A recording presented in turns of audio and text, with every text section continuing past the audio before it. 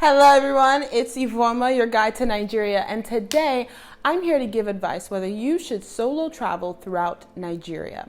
All of this is coming up. Please make sure to like, subscribe, comment below. Those are amazing ways to support my channel. Thank you. So normally, you guys know, I actually go out of my way to respond to comments, DMs, and emails because I actually really do want to help you guys travel to Nigeria or experience Nigeria or just answer some questions that you guys need as you relocate, right?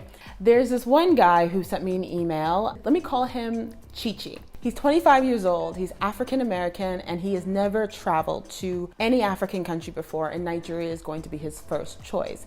The reason he chose Nigeria is that he recently did a DNA test, so he wants to come here and kind of experience the cultures and just be a part of it. Because you know, Christmas in December here is like really lit, right? Like all Nigerians across the world, it doesn't matter if you're Scotland, UK, Canada, Brazil, US, we all come home during this Christmas. Well, let me jump right into his email. So I'm giving you guys the background. And please comment below, tell me any advice I left out or if you disagree with my advice. I think people like this need as much information as possible. Right now, I'm gonna be looking at my computer. I'm gonna be looking down and reading, giving advice along the way, right? So this is the email that got me worried. He says, thank you for responding. I don't know anybody in Nigeria yet. I'm hoping it'll be easy to make friends while I'm there.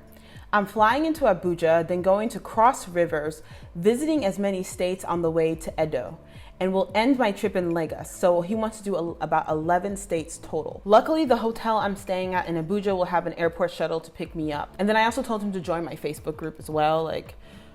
So he said he's gonna join, and then that was the email that got me concerned. So let me just jump right into his last email that answered a lot of my questions. I'm gonna skip down to the trip because the email is kind of like, as you guys can see, it's like kind of thick. Okay, so for this trip, I want to cover as many states as I can. I want to be in the cuts too, not just the tourist areas. That's gonna be a no. Since it doesn't seem like a good time to visit the north, I'm flying into Abuja and working my way down.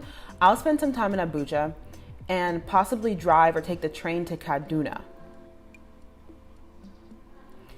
which is the north. And then from there, he'll fly to Calabar. Then he's gonna go to Benin City, and he wants to visit as many states in between, like in Igbo land. So Anambra, Enugu, Imo, etc. He has plans to do stuff in Benin City. And then when he gets to Lagos, he wants to drive from Benin City to Lagos. And then he wants to go to Ogun State, Osun State. Yeah. First of all, no. So let me tell you why already for me, I'm going to tell him not to do any of this.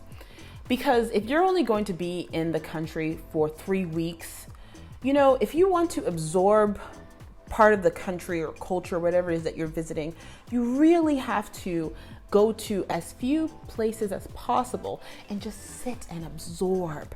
Because when you're doing stuff like this, when you're traveling all the time, not only is it exhausting, you're not going to meet anybody, you're not going to have in-depth conversations with anybody, and frankly, you're going to be just traveling and seeing things and then going to the next site. That's not a good way to experience anywhere, let alone Nigeria. It's just, there's so much to see and do here. I don't think this is a good trip. It doesn't even sound like a good trip already. I'm not even talking about safety, right? I haven't talked about safety yet, but just like on site, this is a no. So then he says, I booked hotels in Abuja, Calabar, Benin City, and Lagos so far, which is wise. Let me tell you why that was very smart for him to do. Because Christmas time is lit. Like, since thousands of Nigerians come back home, a lot of the hotels are about to be booked. So he booked right on time for these major cities. Like, he really did. He did a very good job with that. So then he says, I'm thinking about using these hotels as my base when I visit the surrounding states. As far as navigating between states, I'm hoping to get a driver.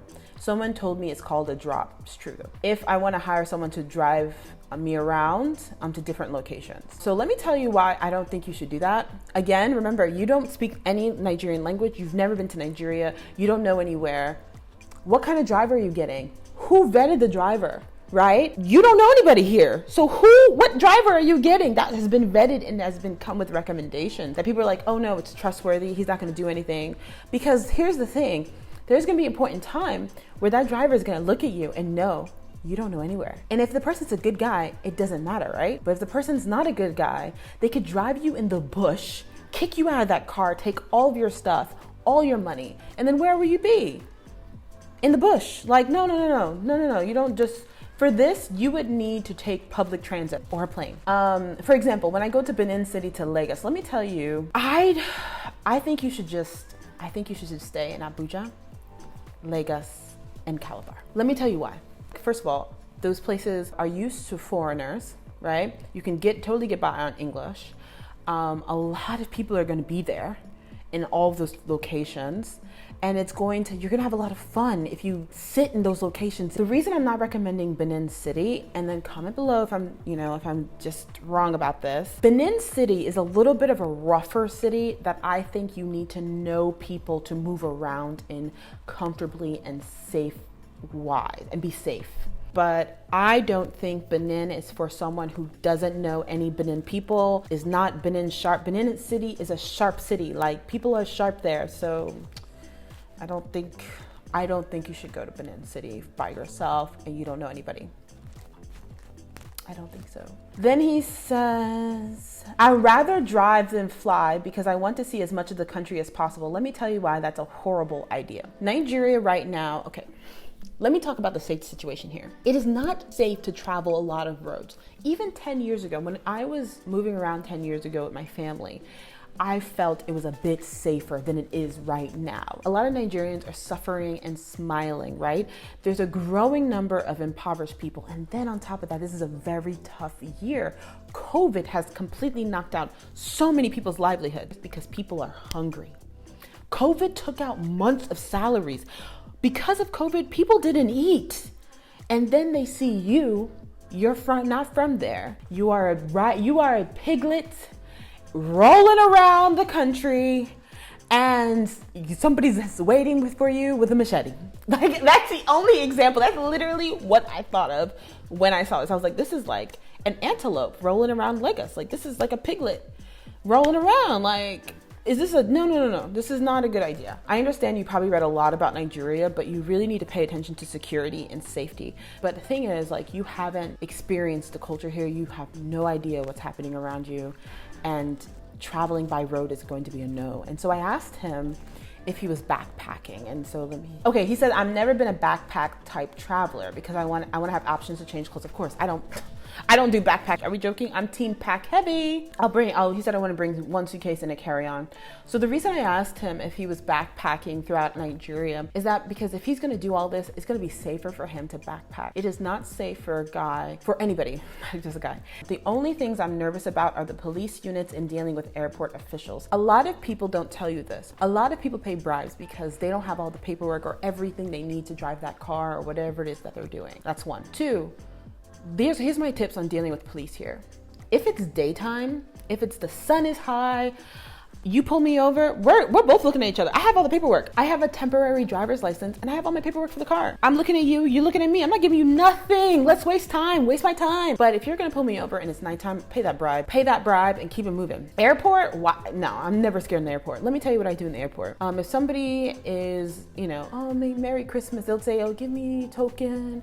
You just came, let's celebrate Christmas together or whatever it is they're saying. I laugh it off, right? Or two, I just say extremely loudly, are you asking me for a bribe? Because let me tell you, when you have that sentence, the airport official is literally going to look at you and be like, move, go. I've been doing that since I was a teenager. I really have. I don't even know where I learned that from, but I've been doing that since I was a teenager. He says he's gonna make sure he has all his documents together. That's very smart. You need to have documents together. Heard bribes are a big issue. I know when they hear that my accent, I'm gonna be in trouble. So let me tell you this. Yes, you need to be careful in how much you speak. So even me, when I'm out and about, let's say I get pulled over, I don't say that many words. I have this accent. I just cannot do, I thought that by now, it's 10 months since I moved back. I thought I would have been picking up, I don't know, I'm just resistant. I just limit how much I talk. And I think that's what you should do as well. So he says, some people find ways not to pay. Others just pay to avoid the stress. For me, I just don't pay. I don't pay bribes a lot of times just because I believe in a better Nigeria. And I think that I am participating in the degradation of Nigeria by paying bribes. And then, yeah, but I feel like in danger, I absolutely pay a bribe, and I'll tell you, pay a bribe too, especially at nighttime. No, just pay and move on. Like, you don't have time. Like, it's more dangerous. Don't do it, sis. Or bruh. Then he says, I don't have time to get malaria on my trip, which is absolutely true. He's doing this in 3 weeks. He has no time to get malaria. That's another fear of mine. I'm planning on getting anti-malaria medication and a travel mosquito net to sleep in. Okay, so you said you got malaria even while taking anti-malaria medication. And then he says he's gonna get his yellow fever shot on Friday. So he's gonna ask his doctor what they can prescribe. Just get anti-malaria medication here.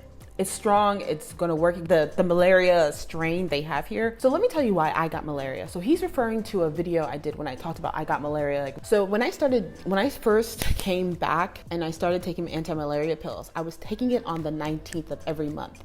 Here's the thing about anti-malaria pills. You need to take it on the same day every month. I started playing around because I was here for a couple months. I didn't care. I was supposed to take it on the 19th. What I did instead was take it on the 26th. So for 3 months, I did really good. I took it on the 19th. The 4th month, I didn't care and I took it on the 26th. I got malaria while taking anti-malaria medications. I did not take my anti-malaria medications on time like I was supposed to do. You can buy the travel mosquito net here. And the reason I'll tell you to get it here, it's probably gonna be cheaper. Because it's so common. A lot of people, babies, as soon as you have a baby, you're going to get your baby a mosquito net cover. Everybody has a mosquito net cover. I mean, I don't have it in my house, which I'm surprised by, but a lot of people do. So it's going to be really inexpensive for you to find it here. Okay, so he says, I've considered some tour agencies in places like Abuja and Lagos, but I probably won't get a tour guide for every place since that's out of my budget. Absolutely, I can understand. I'm hoping to make friends easily and meet people who are willing to show me their town and possibly where they live. No. You've never come here. Then you're gonna follow someone to their village, because here's the thing, during Christmas, everybody kind of goes back to their place. So you're either from the city, you're from a town, or you're from a village, period. Everybody just goes back to where they're from. You should not follow anybody to their village or town because you have never been there. What if they rob you, bro? They take everything you have. How are you gonna get back to Abuja or Lagos? And then now you're putting strain on your family overseas because now they're gonna have to figure out how to send you money and do all the stuff. Remember, your security is not just you. When you stay safe, you kind of keep your whole family safe, because if something happened to you, now your whole family in the States, now they have to be concerned and they don't know anything about Nigeria. So now you're kind of putting your strain on your family. No, do not follow anybody anywhere. Then he continues, I will be approaching people in the markets to ask them about their work, culture, and lifestyle if they're willing to share with me. I told you, COVID really took out a lot of people's livelihoods. I don't want you to some of these people you're gonna meet are gonna be awesome, amazing connects. Super awesome. Some of them may mark you. So people are going to watch you and what you're doing and what hotel room you're going back to and all of these things. And then when you go out, they're going to rob you. You're literally a mark. You're literally telling people, I don't know anywhere. I don't know anything. I'm new here and come rob me. Again, you're like a piglet running around the streets and everybody has machetes. No. And you have to be careful, though, about the friends you meet as well, because if you don't, a lot of people who may approach you may be interested in your acts. And that's something I even had to deal with when I moved back. And I already knew that, though. I've already knew that. That's the joy and that's the benefit of coming to Nigeria over and over again. And that's what I'm gonna tell you. This trip is not your end all be all. This trip could just be a trip for you to be like, I want to go to Nigeria because that's where my DNA is from. And I want to see if I can see myself in the people there. That should be your trip. That should be the only goal. I know you sent me stuff about you possibly moving here next year and you want to set up some sort of business. All you need to worry about in this trip is enjoying yourself. I just want you to experience and have a good time. And I'm telling you, if you do 3 places, Calabar, you're gonna see masquerades, you're gonna see festivals, there's gonna be people around the world who are gonna come to experience Calabar. That's gonna be so much fun. You can meet some cool people doing that, absolutely. Lagos has parties, events. Go to an Afrobeats concert. Go to musicians, there's restaurants, there's stuff to do in Lagos. Abuja, there's stuff to do there. Just explore those 3 places because those are places that you can navigate by yourself. You can use Uber or Bolt to to move around in. I want you to stay safe. And your plan right now is not a wise safety plan at all. And it's not going to give you the trip that you desire, because I think that trip, you said you want to connect with your roots. And I feel like the way you can do that is by staying in those 3 cities and just chilling and just absorbing the culture and having fun and meet people like yourself who are there absorbing and having fun. And when those people you meet, those connects, now next year, when you come back, follow them to their village. Why not? Go to their towns. Why not? Because you're familiar now. Because this whole first trip, you are paying attention. You know how to navigate. You are a Niger boy. So that is my advice to you. I'm not coming down hard on you. It's just, I've received other emails like this. I mean, yours is the worst safety wise, but I've recently received emails like this, and I think this video needs to come out, especially since Christmas is right around the corner. Remember, this year is going to be, you have to be sharp, you have to be wise. There's a saying here, it's called shine your eyes well, and that is what I want you to do. I want you to shine your eyes well, and I want you to have a good time and a safe time. You guys comment below if I'm too harsh, or if you guys have any additional advice of places that he should see. So if you guys like this video, you will absolutely love solo female traveling with Hannah. So it is a great video. The link is gonna be right above, and yeah, that's it. Thank you guys so much. Bye now.